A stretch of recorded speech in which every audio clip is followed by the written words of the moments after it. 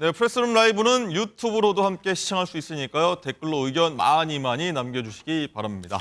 자, 오늘의 궁금한 뉴스 궁금해서는요. 전청조 씨의 체포 소식 그리고 끊임없이 밝혀지는 전 씨의 과거 이야기 나눠보도록 하겠습니다. 궁금증 해결사죠. 임준태 동국대 경찰행정학과 교수, 김진휘 변호사, MBN 장가혜 기자와 함께합니다. 안녕하십니까? 안녕하세요. 네. 자, 먼저 어제 전청조 씨가 체포됐다는 소식인데요. 장가혜 기자 전해주시죠. 어제 오후에 전청조 씨 경기 김포에서 검거된 후에 송파 경찰서로 향했습니다.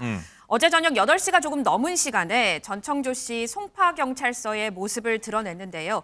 경찰 호송차에서 내린 전청조 씨는 검은 모자를 뒤집어 쓰고 마스크로 얼굴을 가린 채 수갑을 찾고요. 또 조사실로 이동을 했습니다. 이제는 경호원이 아니라 여경 2명이 양 옆에서 전청조 씨 팔 붙들고 들어갔습니다.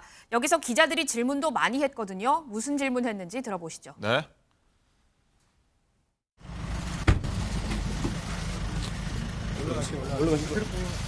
사기 혐의 인정하십니까? 남현희 씨랑 수익금 나눠받고 하셨는데 남 씨도 범행에 가담한 게 맞습니까? 남현희 씨도 사기 범행 알고 있었나요?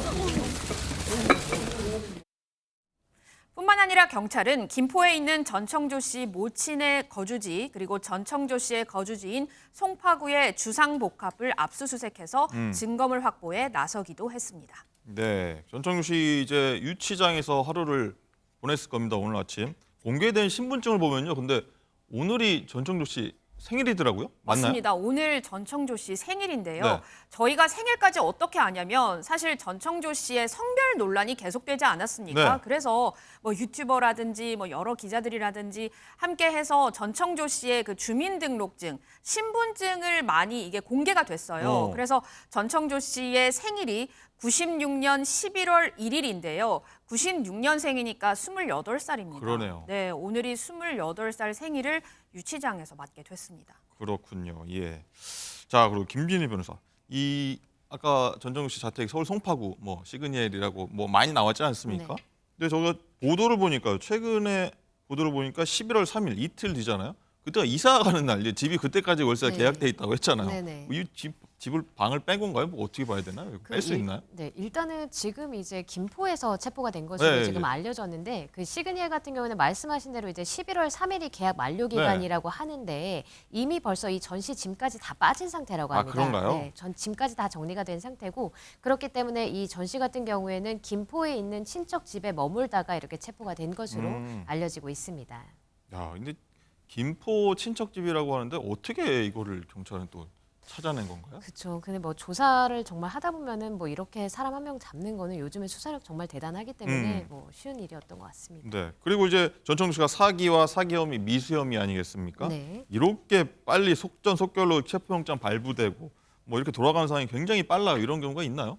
굉장히 좀 이례적으로 빠른 편이고요. 어. 지금 이제 뭐 체포영장 그리고 또 이제 뭐 압수수색하고 이런 영장 나오는 게 하루도 이제 걸리지가 않았습니다. 그러니까 굉장히 좀 빠르게 진행이 되고 있는데 아무래도 이 전 씨의 어떤 사기 혐의와 관련해서 피해자가 지금 한두 명이 아닌 것으로 그렇죠. 밝혀지고 있고 피해 규모도 지금 적지 않습니다. 또 게다가 지금 이제 여론 역시도 많은 주목을 하고 있기 때문에 상당히 좀 이례적으로 빠르게 영장이 발부가 된 것으로 지금 파악이 되고 있습니다.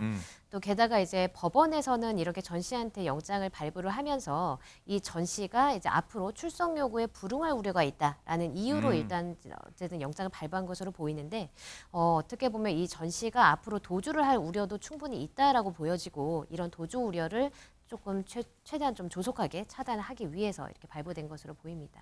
네, 뭐 어제 오전에 뭐 밀항을 시도했다 뭐 그런 얘기도 있지 않습니까? 네. 그렇기 때문에 도주 위험이 있었다 이렇게 본 것 같고. 자, 임준태 교수님. 자, 전청조치 사건을요. 국가수사본부 차원에서 신속하고 엄정하게 수사하겠다고 했는데 이런 사례들이 뭐 흔히 있는 건가요? 어떤 건가요? 사실 뭐 지금 전청조 씨에게 대한 혐의나 이런 부분들을 보면 뭐 경제적 규모로 보면 네. 일반 사기 사건이 보면 상당히 좀 작은 규모입니다. 아, 예를 들면 10억대가 넘어도 작은 뭐 겁니다. 네. 1000억대, 1조 원대까지 이런 어. 엄청난 규모의 한국의 그 사기 사건이 지금 많이 발생하고 있는데 예. 통상 보면 뭐 그런 사기 사건 고소 고발하면 피의자의 구속되는 경우도 한 1년씩 걸리고요. 오. 검찰에 송치하는데 한 1년씩 걸립니다. 그런데 이번에 그 전청조 씨가 지금 관련된 이 사건에 대해서 국가수사본부가 이례적으로 아마 이제 신속하게 수사를 하라고 아마 그런 하명을 한 것 같아요. 일단 이제 문제는 이제 이 사건 관련된 고소 고발이 여러 경찰서에 있습니다. 예를 들면 뭐 김민석 의원이 제기한 뭐 진정서는 뭐 강서경찰서, 뭐 예. 스토킹 관련된 몇 내용은 성남에 있는 경찰서, 또 지금 이제 남현희 씨가 그 전청조에게 그 고소한 내용은 이제 송파경찰서, 또 이제 전청조 씨의 어떤 그 다른 어떤 피해자가 서울 뭐 중부경찰서. 그러니까 경찰서만 해도 지금 서울경찰청부터 해서 네다섯 군데 됩니다. 그러면 결국은 이 수사에 있어서는 국가수사본부가 상당히 좀 뭐랄까 조정을 해서 네. 어느 한 경찰서가 집중적으로 이 사건을 처리하는 것이 이제 필요하니까 네. 지금 아마 사건은 대부분 다 송파경찰서 쪽으로 네. 이제 모아지고 있고, 또 사회적 이목을 워낙 지금 끌고 있기 때문에 그렇죠. 뭐 피해 규모는 다른 사기 사건에 비해서 좀 적더라도 사회적 이목 때문에 아마 국가수사본부가 신속하게 수사하도록 그렇게 지금 지시를 한 것 같습니다. 저희도 뭐 지난주부터 전해드리고 있습니다. 뭐 워낙 떠들썩한 사안이라 그런 것 같고요. 자, 일단 장가희 기자, 저 어떤 내용이 또 새로 들어왔는지도 궁금한데 뭐 새로 취재된 내용인지 좀 알려주시죠. 우선 전청조 씨가 체포된 어제 남현희 씨가 고소장을 날렸다는 얘기부터 좀 전해드리겠습니다. 남현희 씨가 전청조 씨를 사기와 사기 미수, 또 허위 사실 적시 명예훼손, 주거 침입 등의 혐의로 고소를 했습니다. 앞서 한 인터뷰에서 남현희 씨가 뭐라 그랬냐면 걸 수 있는 모든 혐의 다 걸겠다 이렇게 밝혔거든요. 고소장에는 전청조 씨가 재벌 3세, IT 사업가 등으로 신분을 속이며 남현희 씨 펜싱 학원 운영을 방해했다 이런 주장이 담긴 것으로 전해지고 있습니다. 뿐만 아니라 전청조 씨가 친어머니라고 밝힌 인물에 대해서 사기 및 사기 미수 혐의로 또 남현희 씨가 고소를 했고요. 또 김민석 강서구 의회 의원은 명예훼손 혐의로 고소가 됐습니다. 김민석 의원은 남현희 씨가 함께 공모했을 가능성, 그러니까 전청조 씨와 남현희 씨가 이런 사기 행각을 함께 공모했을 가능성을 제기를 하면서 피해자들의 구제를 요청했고 또 서울경찰청에 이에 대해서 진정서를 낸 바 있거든요. 김민석 의원은 남현희 씨를 맞고소하겠다는 입장이고요. 오늘 3시에 기자회견까지 하기로 했습니다. 야, 정말 많은 혐의가 있고 뭐 고소 내용도 서로 뭐 왔다 갔다 하는데 김진일 변호사는 이 혐의 다 따지려면은 뭐 얼마나 걸릴 것으로 좀 예상하세요? 네, 일단 조금 전에 이제 장 기자님이 전달드린 것처럼 네. 일단 알려진 죄명만 해도 6개 이상을 일단 6개 고소를 한 것으로 지금 보이고 있거든요. 그렇기 때문에 이러한 부분 조사를 하는데 아무래도 좀 충분한 시일이 걸릴 것 같긴 합니다. 그런데 이제 문제는 뭐냐면 고소한 내용 중에서 뭐 사기죄도 있고 사기 미수 이런 것들은 지금 남현희 씨 외에 이제 또 다른 피해자들이 굉장히 또 이제 많이 있는 것으로 이제 알려졌거든요. 물론 이제 남현희 씨 같은 경우에는 공범 여부도 지금 조사를 해봐야 되는 상황이긴 그렇죠. 하지만 어쨌든 피해자가 굉장히 여러 명이기 때문에 이런 사건들이 또 병합이 돼서 진행이 될 수도 있고 하기 때문에 아무래도 시일은 좀 걸릴 것으로 판단이 됩니다.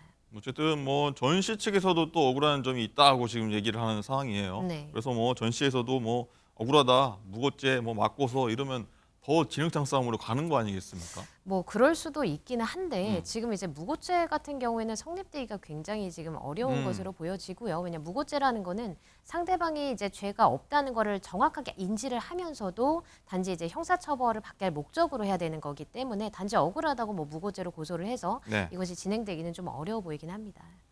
일단은 경찰이 남현희 씨 사기 혐의 공범 가능성도 남현희 씨한테 지금 열어두고 있고 조사하겠다고 밝힌 상태인데 일단은 남 씨는 전 씨를 지금 고소한 상태고요.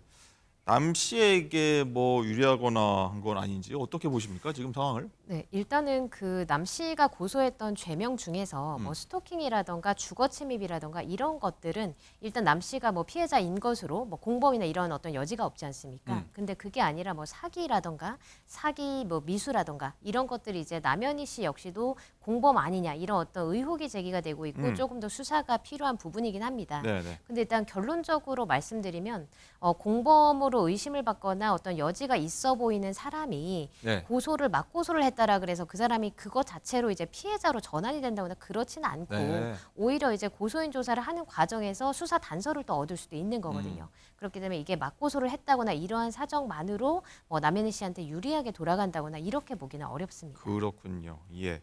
일단 지금 제일 궁금한 것 중에 하나는 이제 두 사람의 공모 여부에 여기에 일단 초점이 좀 쏠리는 것 같습니다. 그런데 이제 이 부분과 관련해서 저희가 지금부터 단독으로 입수한 내용이 있어서 전해드리도록 하겠습니다. 장가희 기자, 힘들게 취재했죠? 네, 그렇습니다. 김민석 강서구의회 의원이 지난 월요일, 그러니까 전청조 씨가 체포되기 하루 전날 전청조 씨와 단둘이 통화한 내용을 저희 프레스룸이 단독으로 입수를 했습니다. 네. 지금 가장 중요한 게 말씀하셨다시피 남현희 씨가 전청조 씨의 사기 행각을 미리 알았는가, 아니면 함께 사기 행각을 공모했는가, 아니면 방조했는가, 아니면 아예 몰랐는가, 이 부분이잖아요. 여기에 대해서 전청조 씨가 뭐라고 말했는지 지금부터 들어보시죠. 제가 좀 걱정이 되는 부분은 남현희 씨는 아니라는 증거, 몰랐다라는 증거 모습이 많을 겁니다. 네. 네, 그거까지 저는 잘 헤쳐나갈 수 있을지 너무 걱정이긴 하지만 근데 남현희 씨는 아니라는 증거물 굉장히 많이 가지고 있을 거고요. 왜냐면 저희는 카톡 내용에 그런 대화 한 적 한 번도 없으니까요. 근데 제가 제 기억으로 너한테 그만 이용당하고 싶다라는 발언을 카톡으로 쓴 적은 있었어요. 근데 거기서 반문으로 이용하는 거 아니다라는 형식으로 얘기를 이제 한 적도 있는 기억은 나요. 앞으로 남현희 씨한테 터질 의혹이 굉장히 많을 거예요. 정말 저도 저 주변에 남현희 씨만 제가 여자인 걸 알았고 저희 둘 다 철저하게 감췄어요.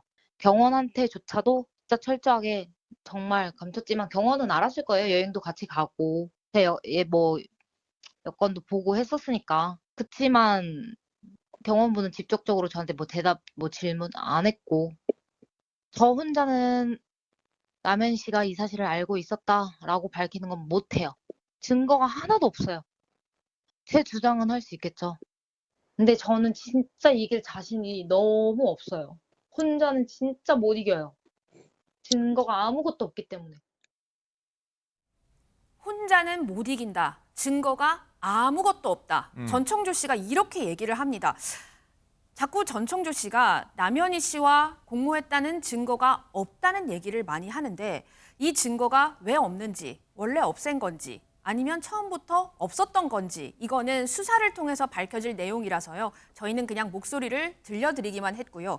그리고 여기서 중요한 것은 세컨폰인데요. 전청조 씨의 주장에 따르면 이건 전청조 씨의 주장입니다.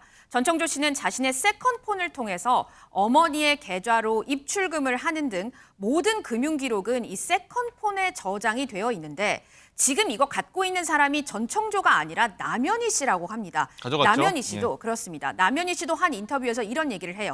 자신이 시그니엘에서 나올 때 실수로 전청조 씨의 핸드폰을 가지고 나왔는데 이거 경찰서에 넘기겠다라는 인터뷰를 했습니다. 그래서 전청조의 입장에서는 자신이 남현희 씨와 공모를 했다는 증거가 세컨폰에 있으니 지금으로서는 증거가 없다라는 게 전청조의 입장인 것으로 알려지고 있는데요.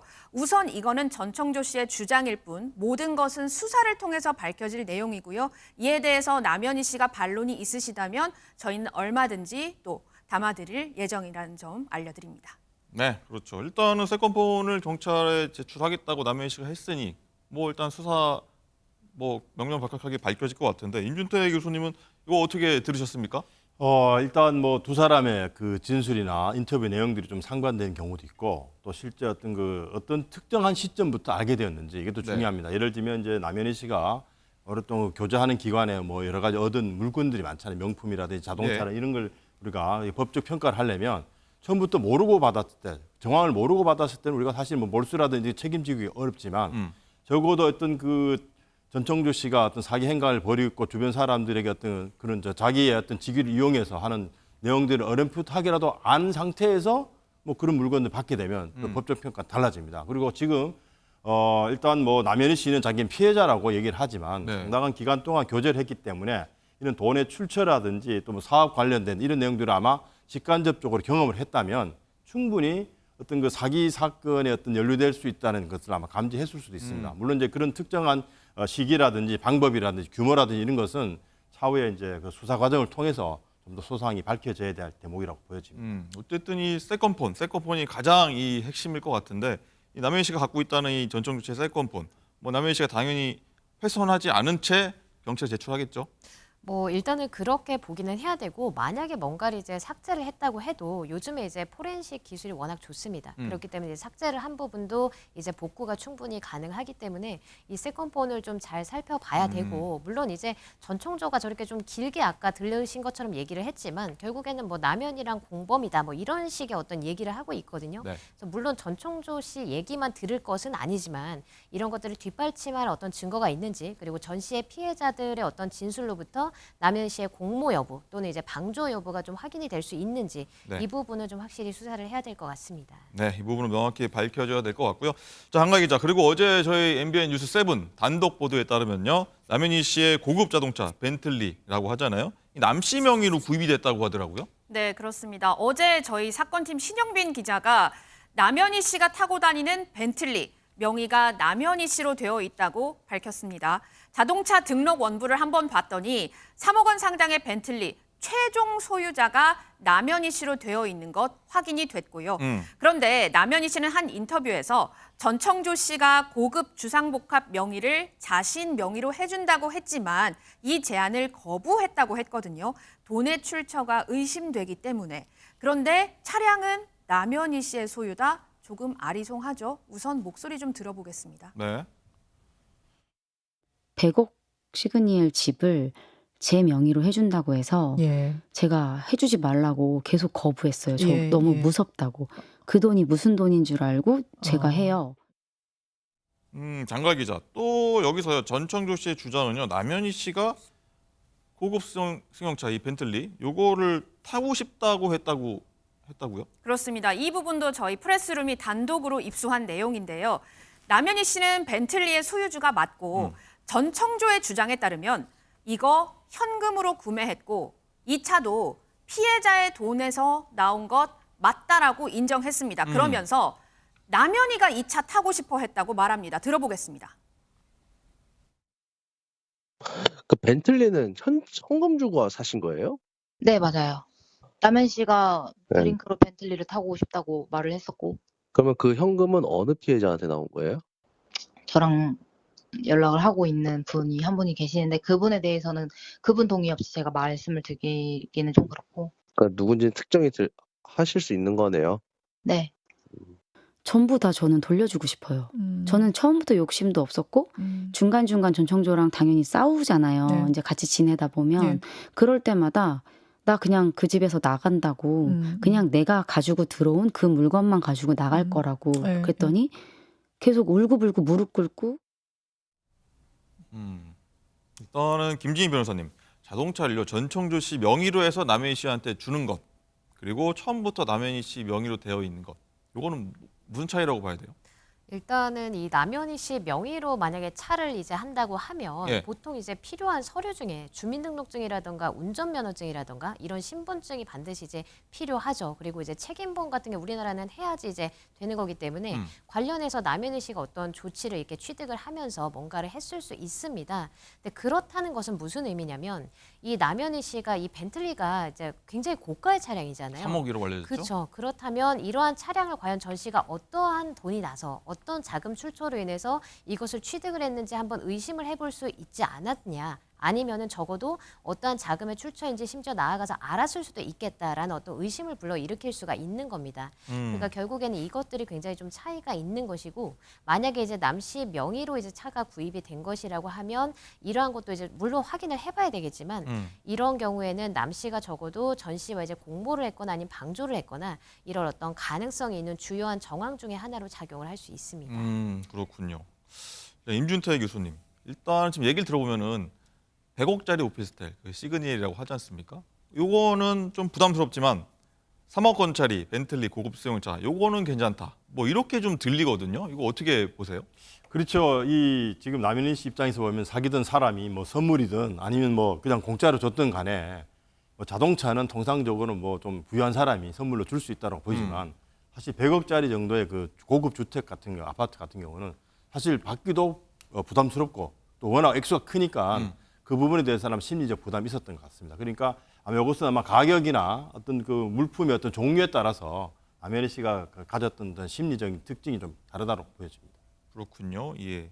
장가 기자, 그리고 전 씨가 전치가 원치 않는 선물 줬다고 주장한 남현희 씨가요. 이 고급 승용차 이거를 바꿔서 향한 곳이 조금 의외의 장소였다고요? 네, 그렇습니다. 전청조 씨로부터 원치 않는 선물을 받았다 이렇게 말했던 남현희 씨.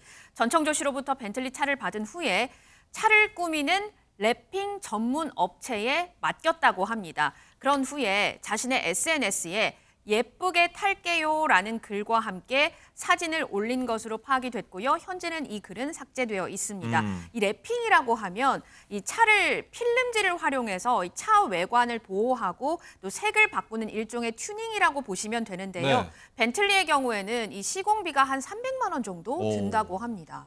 일단은 차를 받아서 꾸미러 간 거네요. 네. 그렇군요. 김지희 변호사님.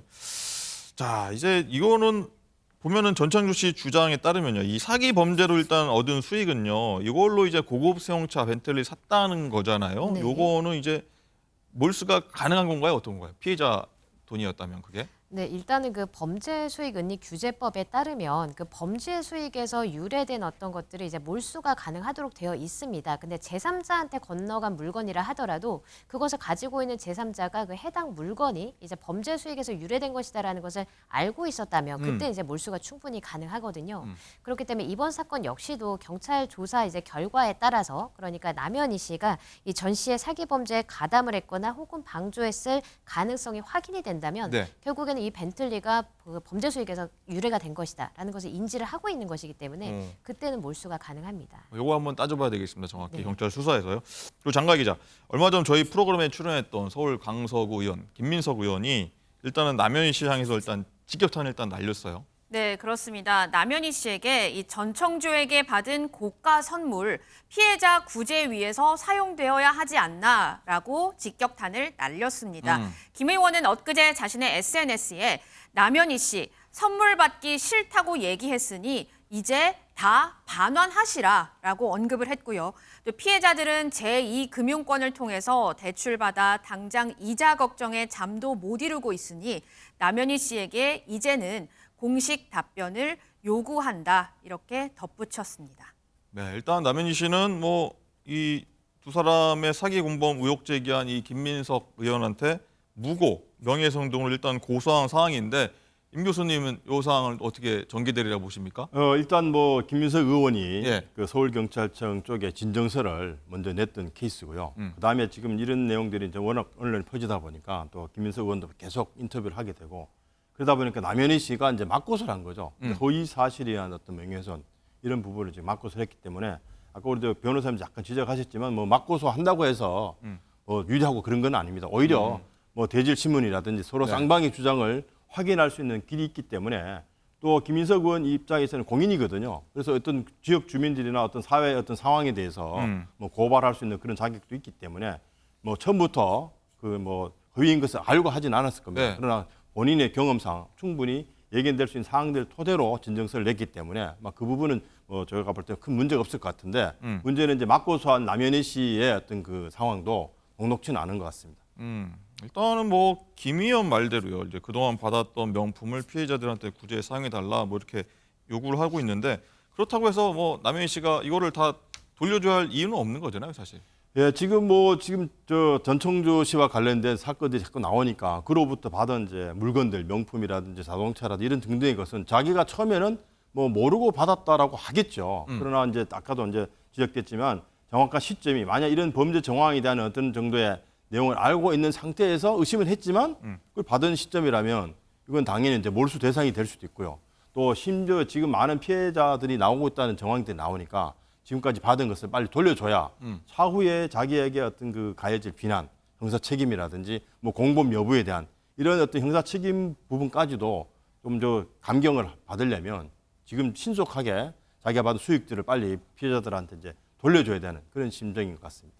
뭐 남현희 씨가 선택에 일단 좀 관심이 집중될 것 같습니다. 어떻게 할지. 그리고 장가희 기자, 이런 가운데서 한 유튜버도요, 남현희 씨가 전청조 씨와 이 공범이다, 뭐 이런 의혹을 유튜버도 제기를 했는데 어떤 내용입니까? 네, 우선 뭐 남현희 씨가 정말 공범인지 아닌지는 저희는 절대 알 수가 없고 그렇죠. 이거는 네, 수사를 통해서 밝혀질 내용이라는 점 다시 말씀을 드리고요. 우선 이런 의혹이 또 제기가 됐습니다. 유튜버 카라큘라라는 분이 전청조 씨가 펜싱계에 20억을 투자한다는 빌미로 펜싱 협회장을 함께 만나서 차기 회장 자리 약속받고 술도 먹은 것은 남현희 씨가 원치 않는데 이거 전청조 씨가 푸시한 건가요? 라고 물었고요. 또 펜싱 클럽에 자녀를 보낸 아나운서 출신 학부모를 전청조 씨에게 소개해준 사람도 남현희 씨 아닌가요? 라고 물었습니다. 카라큘라는 남현희 씨가 펜싱 수강료를 이 사업자 통장이 아닌 개인 통장으로 받았다던데 이것마저도 전청조가 푸시한 거냐라고 강조했습니다. 그런데 요 내용 보니까 저희가 단독으로 입수한 내용 있지 않습니까? 이거랑 좀 비슷한 내용이 있는 것 같아요. 프레스룸이 단독 입수한 자료인데요. 이것도 김민석 의원을 통해서 이 받은 자료에 따르면 전청조 씨는 남현희 씨와 남현희 씨 동생 또 엄마에게까지 생활비와 용돈을 줬다고 합니다. 이거 전청조 씨의 일방적인 주장이긴 하지만요. 뭐라고 말했는지 들어보시죠. 남현희 씨의 생활비는 어느 계좌에서 나간 거예요? 사기를 쳤고 그 경호원 계좌에서 나갔거나 저희 엄마 계좌를 제가 썼었기 때문에 거기서 나갔거나. 근데 진짜 계좌 추적해보면 전 저로 하여금 썼던 돈은 진짜 뭐 물론 얼마 있었겠지. 먹고 자고 같이 살았으니까. 네. 근데 진짜 저한테 남은 건 한 푼도 없어요. 남현희 씨는 심지어 그 펜싱화 사업하는 거 있잖아요. 그것도 저한테 도와달라고 했었고요. 금전적으로. 막내 동생한테는 매달 500만 원씩 드렸고요. 어머님한테는 뭐 300 드릴 때 있고 500 드릴 때 있고 그리고 차값은 매달 100 얼마씩 꼬박꼬박 보냈고요. 한꺼번에 남현희 감독님한테 뭐 카드값 이체해 주거나 아니면 뭐 그냥 한꺼번에 5천만 원 뭐 이렇게 보내거나 그리고 남현희 씨 대출금 갚아줬고요. 대출금은 1억 한 4천 정도 됐었고요. 그리고 카드값만 그 전에 있었던 카드값 다 하면은 그것 또한 많은 금액이에요. 제 통장 계좌번호, 비밀번호를 다 알고 있어요. 그래서 저희 집을 자꾸 팔게 했어요. 계속 저희 엄마 집을 사준다고 하면서 그 집을 들어가게 되면 이제 제가 저희 집을 처분하잖아요. 네. 그거를 하게끔 계속 유도를 몇 달 동안 했고. 팔아라 그랬어요? 네. 근데 최근에는 한마디를 더 한 게 그걸 팔아서 다른 집을 사지 말고 뭐 전세를 가던 다른 집을 사지 말고 통장에 넣어라고 했어요. 비밀번호를 알고 있고 계좌를 뭐 만진 적도 있습니까? 좀 꺼내고 뭐 넣고 한 적도 아니요, 있습니까? 그런 적은 없어요. 근데 그거는 제가 의심하지 않게 하려고 저를 안 건드렸던 것 같아요. 전청조 씨는 일단 남현희 씨 가족한테 줬던 금액을 구체적으로 얘기하고 있고 남현희 씨는 좀 거기에 대해서 반박하는 이런 답변을 하고 있는데, 자, 김진희 변호사님, 이거 진위 여부 가려야 됩니다. 앞으로 어떻게 될 거라고 보세요? 이 발언에 국한하다 보면? 네, 일단 전청조 씨 발언은 계속해서 남현희 씨와 이제 공범이다. 그리고 이제 심지어는 이제 얘기 그 뉘앙스가 남현희 씨가 단지 방조한 걸 넘어서서 적극적으로 가담했다 이런 취지로 지금 얘기를 하고 있는 걸로 보이고 반면 이제 남현희 씨 같은 경우는 이제 적극적으로 다 부인을 하고 있는 상황입니다. 그래서 두 사람 얘기가 굉장히 다른데 만약에 이제 이 사건과 관련해서 전청조 씨는 지금 당연히 피해자들이 나오고 있으니까 조사가 들어갈 거지만 이런 과정에서 혹시라도 이제 남현희 씨가 이런 사건에 연루가 됐다라는 어떤 의혹이 어떤 제기가 될 수 있는 그런 정황이 발견이 된다면 이 전 씨의 진술만 믿을 것은 아니지만 전체 진술 그리고 또 이제 전 씨 사건의 어떤 피해자들의 진술까지 다각도로 좀 조사를 해서 명확하게 어떤 사건의 공범 여부라든지 이런 것들까지 좀 가려봐야 되는 그런 확인할 부분이 굉장히 많은 그런 사건으로 보입니다. 확인할 게 많습니다. 자, 다음은 전청조 씨의 사기 수법 한번 얘기도 해보겠습니다. 전 씨와 남 씨의 최측근이요, 한 언론을 통해서 전 씨의 구체적인 범행 수법을 털어놨습니다. 자, 장가 기자, 우리에게 좀 익숙한 이름들도 여기서 나오더라고요. 금쪽이 상담사로 잘 알려진 오은영 박사 있잖아요. 오은영 박사에다가 이재용 삼성전자 회장의 여동생인 이부진 신라호텔 사장 이름까지 거론을 전청조가 했다고 합니다. 전 씨와 남 씨의 이 최측근인 A 씨가 한 인터뷰에서 전청조 씨가 학부모들에게 나는 매널이라는 회사의 대표인데 1인당 수억에 달하는 교육 프로그램을 제안할게라고 했다고 합니다. 그러면서 여기서 재벌 자녀들을 대상으로 좀 아이비리그에 가기 쉽게 하키나 뭐 승마 이런 것들을 모아서 좀 가르치고 오은영 박사까지 불러가지고 멘탈 코치를 해서 1인당 3억씩 받겠다 이렇게 네. 얘기를 했다고 합니다. 또 이부진 신라호텔 사장과 나는 이런저런 얘기도 좀 나누고 한다면서 굉장히 자세하게 거짓 친분을 과시했다고 합니다. 뭐 참 말이 안 나오는데 임 교수님, 이런 유명인들을 좀 거론하면서 이 건드린 전청조의 이제 사기 수법이라고 봐야 될 것 같은데 뭐 이런 거 어떻게 보십니까? 예, 우리나라의 뭐 대부분의 사기꾼들은 네. 자기 자신을 잘 소개를 안 해줘. 내가 뭐 어느 대학을 나오고 무슨 전공을 어떤 사업을 했다라고 말하기보다는 내가 누구를 알고 또 그런 외부의 유명한 사람들과 같은 자리에 있던 사진 같은 걸 많이 올리죠. 심지어는 뭐 정치인들도 이 사진을 합성해가지고 대통령과 뭐 가까이 찍은 사진을 자기 그 소개 뭐 사이트에 올린다. 이런 식으로 해서 이 사기범들은 자기 자신의 실체에 어떤 집중하기보다는 자기 주변인의 어떤 신뢰할 만한 어떤 그 알려진 사람들, 뭐 연예인이라든지 법조인이라든지 심지어 여기는 뭐 경제인까지 동원해서 마치 자기가 이런 사람들과 함께 교류를 하니까 나를 믿어달라 하는 식의 어떤 수법을 쓰는 게 전형적인 이 사기범죄자들의 어떤 패턴으로 보여집니다. 김진희 변호사님, 이 유명인 거론 말고 뭐 또 다른 수법도 뭐 걸렸다? 밝혀졌다고 해요? 네, 그 또 다른 어떤 공통적인 수법 하나는 바로 차량을 제공하는 겁니다. 그래서 앞서 말씀드렸던 것처럼 남현희 씨도 이제 벤틀리의 선물을 받았고 또 일각 보도에 따르면 남현희 씨 모친 역시도 이제 차량을 제공받았다 이런 어떤 보도도 있는데 이 A 씨 역시도 그 차량을 제공받았다고 합니다. 그러니까 이 전 씨가 주변인들한테 공통적으로 차를 바꿔주겠다라고 이야기를 하면서 이제 차를 바꿀 때 필요하니까 신분증이나 이런 것들을 받아갔다고 해요. 그래서 그 받아간 신분증으로 인해서 이 사람이 대출이 얼마나 나오는지 이런 것들을 이제 몰래 알아본 다음에 사기 수법을 한 것 아니냐 이렇게 지금 이야기를 하고 있습니다.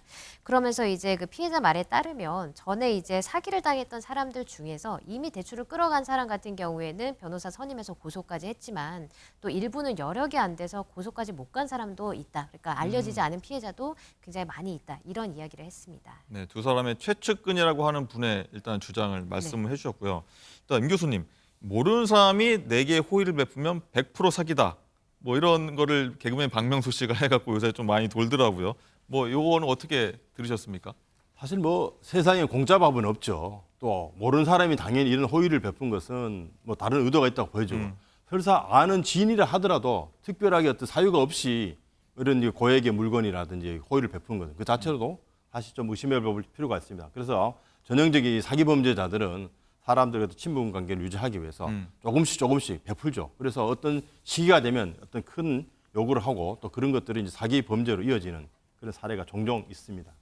그렇군요. 그리고 장가 기자, 전청조 씨의 이제 혼인 빙자 사기 의혹도 계속 나오고 있습니다. 네. 과거에 같은 사기로 실형을 살기도 했다고 하는데 MBN 단독 보도 내용이지 않습니까? 맞습니다. 설명해 주시죠. 어제 저희 박혜빈 수습 기자가 단독 보도를 했는데요. 수습 기자가, 예. 네.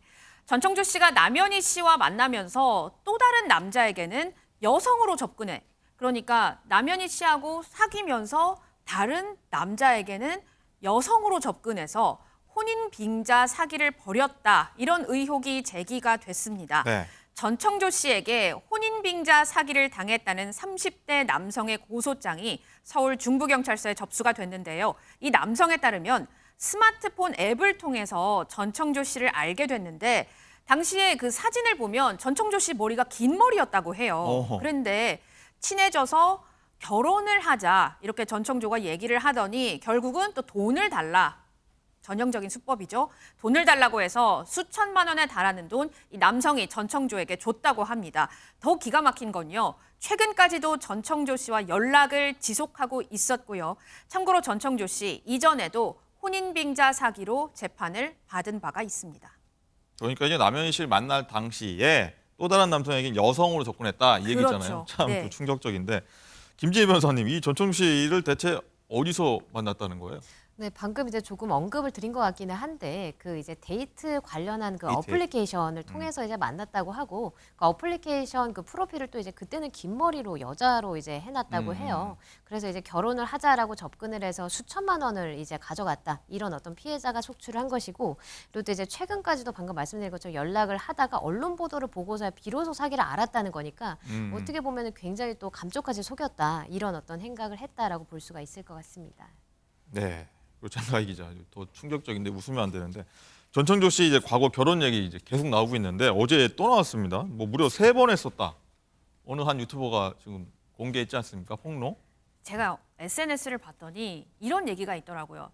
대한민국에서 전청조만이 할 수 있는 모든 범죄를 다 저질렀다. 이런 얘기까지 지금 나오고 있는 상황인데요. 이 연예기자 이진호 씨가 전청조 씨 결혼 3번 했다 이렇게 주장을 했습니다. 우리가 뭐 사진에서도 몇 번은 봤지만 처음에 한 게 이 제주도에서 한 여성, 그다음 두 번째가 옥중에서 이루어진 결혼입니다. 그렇죠. 2020년에 결혼해서 2021년에 이혼을 했고요. 또 세 번째가 뭐냐면 2015년에 한 남성과 페이스북에서 만나서 이 만남 한 달 만에 전청조 씨가 결혼하자고 했고 이 남성이 전청조 씨에게 6천만 원 넘게 보냈다고 합니다. 하지만 그 돈이 전청조 씨가 다른 사람에게 쓴다는 걸 알고 엄청난 충격에 빠졌다고 해요. 그런데 이번에 이렇게 그 연예기자 이진호 씨가 얘기하는 3번 결혼했다 이 주장하고 어제 저희 박혜빈 기자의 단독을 합하면 사실 총 4번이 되거든요. 아, 그래요? 그래서 제가 뭐 어떻게 단정할 수는 없는 얘기긴 합니다만 이런 식으로 계속해서 사기를 쳐왔다면 정말 4번이 끝일까 하는 그런 추측도 해볼 만한 한 시점이라고 생각합니다. 그렇네요. 예. 일단은 전청조 씨한테 결혼 자금을 줬던 남성이죠. 이 K 씨라고 하는 부분이 지금 나오고 있는데 이분 얘기 한번 들어보고 오겠습니다. 라는 사람이 있었어요. 그 사람한테도 이제 결혼하자고 해갖고 진짜 결혼식은 안 하고 웨딩 촬영도 했었어요. 나는 내 돈 주고 내가 집을 다 구해놨는데 들어가기는 뭐 엄한 사람들 들어가서 살고 있고 그 사람은 뭐 처우를 좀 강하게 이제 받아야 되지 않겠나.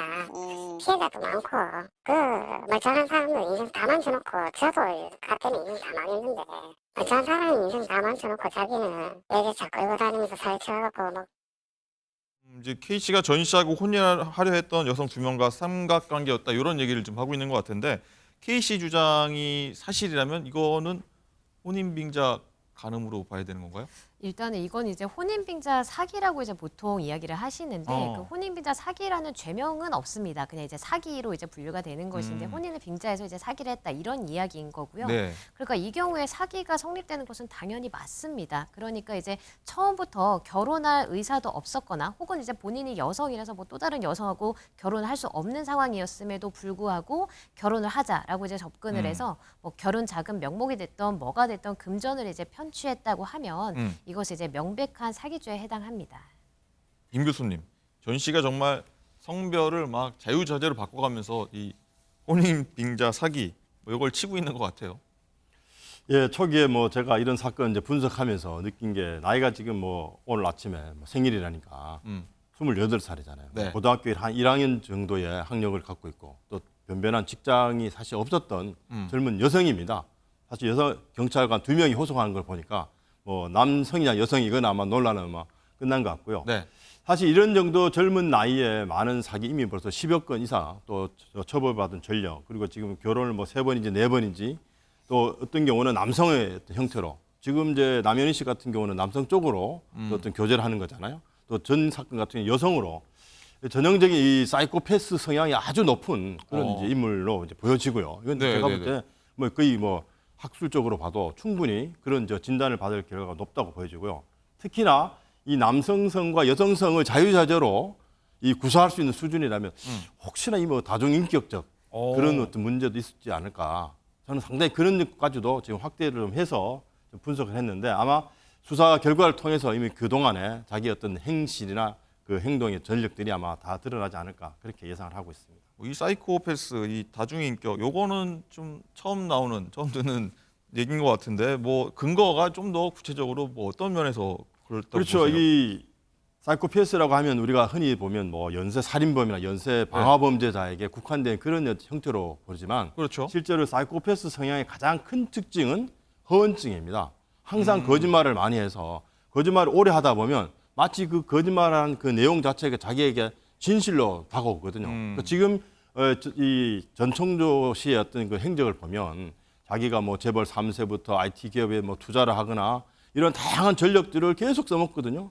그리고 또 유명한 사람들과 접근하면서 어떤 사업의 어떤 그런 아이템을 계속 이제 발굴한 걸 보면 상당히 그 사이코패스적 성향이 아마 진단받을 가능성이 높다라고 보여집니다. 일단은 개인적인 의견이라는 점을 다시 한번 제가 강조드리고요.